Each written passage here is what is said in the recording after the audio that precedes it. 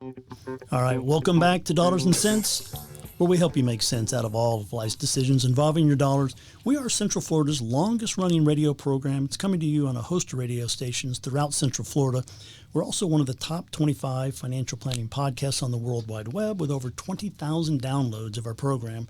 So be sure to subscribe to our channel on your favorite social media or podcast platform of choice. If you have any trouble finding us, just go to our website, nelsonfinancialplanning.com.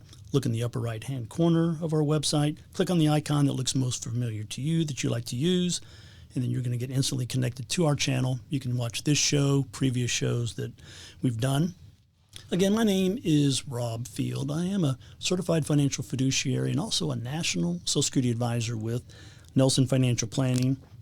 To my left, Christina Lamb, a fellow certified financial fiduciary and also an IRS enrolled agent. Again, Christina, thanks for joining me and helping me co-host the show. Always fun to hang out with you, Rob, and do the show. I enjoy it. I always remind you guys, we got a team of certified financial fiduciaries that are standing by this week, help you develop a successful and cost-effective financial plan that's going to produce superior investment results and provide you with peace of mind for the future. Previous to the break, we were kind of talking a little bit about our vacations. We want to kind of let you know a little bit about how preparation is also very important when we're talking about your financial future, especially as you are addressing retirement. Wow, Rob. I mean, it is just a ton of planning going into vacation and also into retirement. Did you know that 1 in 5 people actually spend more time planning for their vacation than they do for their retirement? Which, as much as I love vacation, it's one of my favorite things. It's one of the things I work for. I think my retirement's a little bit more important than that.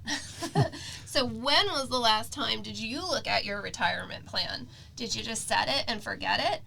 Did you think that putting monthly contributions in each month is enough? Well, it's not. So today we're going to look at a big part of financial planning that can help make you successful, and that's looking at budgets.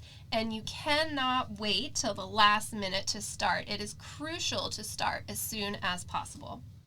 No doubt about it. We, when it comes to budgeting and preparing for savings, we kind of get these standard 2 questions that happens to us a lot. How much should I save?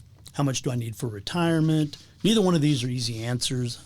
They're great questions and should be addressed as we get closer towards coming up with a real plan for retirement. Typically, you kind of want to think about where you want to end up, and then you're going to back into coming up with some kind of calculation that lets you know, okay, if this is where I want to end up and here's where I am today, how do I fill in the gap? And so, that's something that we take very serious, and it's part of our job and our goals to help you hit those numbers.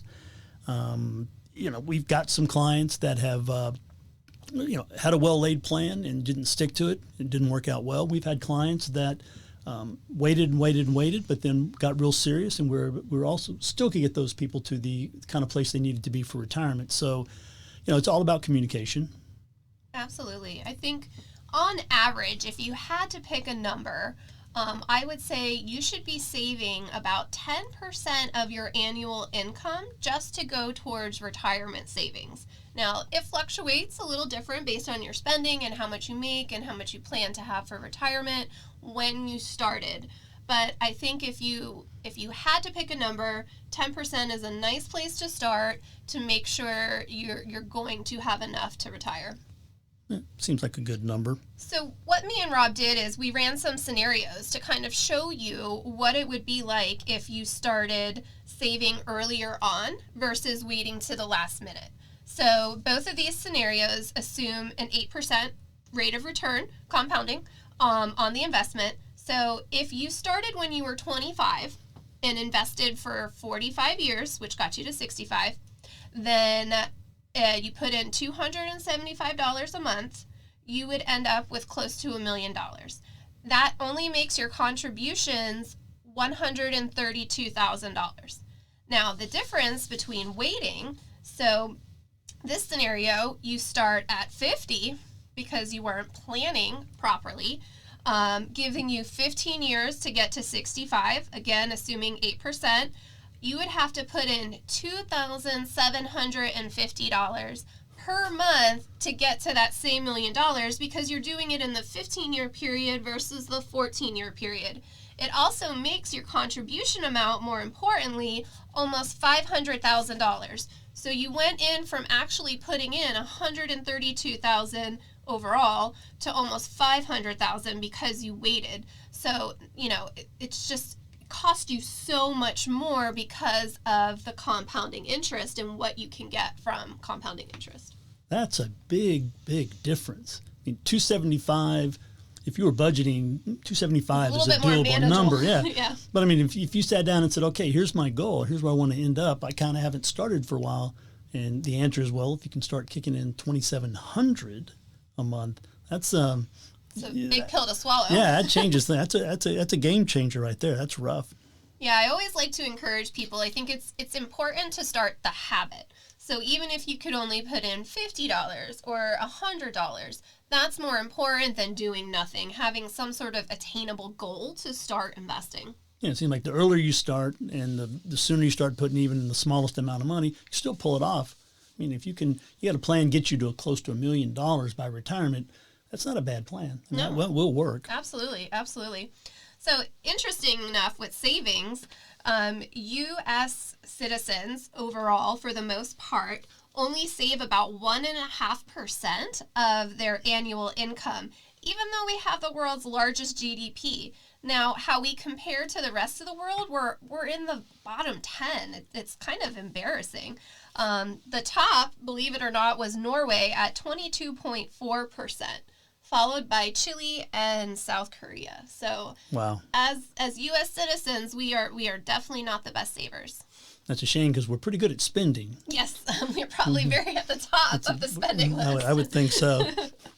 As we were preparing for this show, we knew we wanted to talk about addressing your financial plan, getting you to a certain point, and we're kind of looking upon how a budget that's designed to help you today as well as help you tomorrow should get you there. So Christine and I, we were trying to think of something kind of catchy. So we came up with this acronym for the word budgets, using the letters BUDGETS to stand for different things to kind of help you as the listener think about areas you should address when it comes time to putting together your financial plan budget.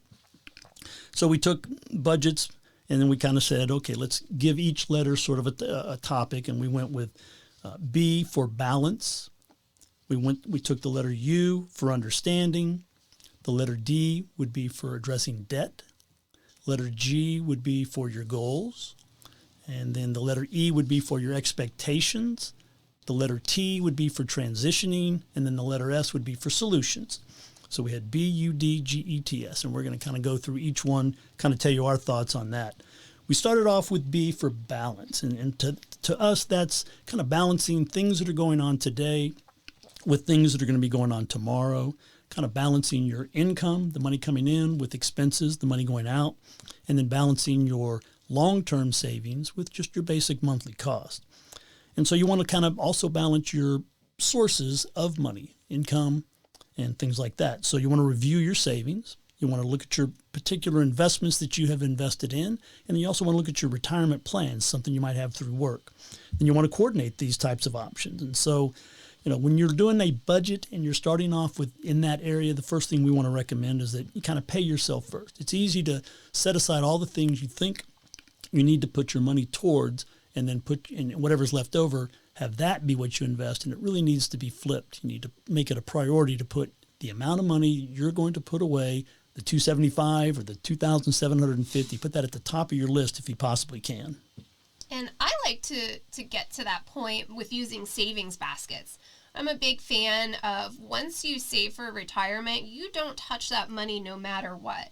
So the way I use savings baskets, and some people actually have baskets and they like to put their money, cash, in baskets. But we'll hit on that a little bit more when we come back from the break. Thank you, Christina. Stick around. We're going to go through budgets and kind of give you some ideas of things to target when you're building your financial planning budget. Listen to Dollars and Cents. We'll be right back after the break.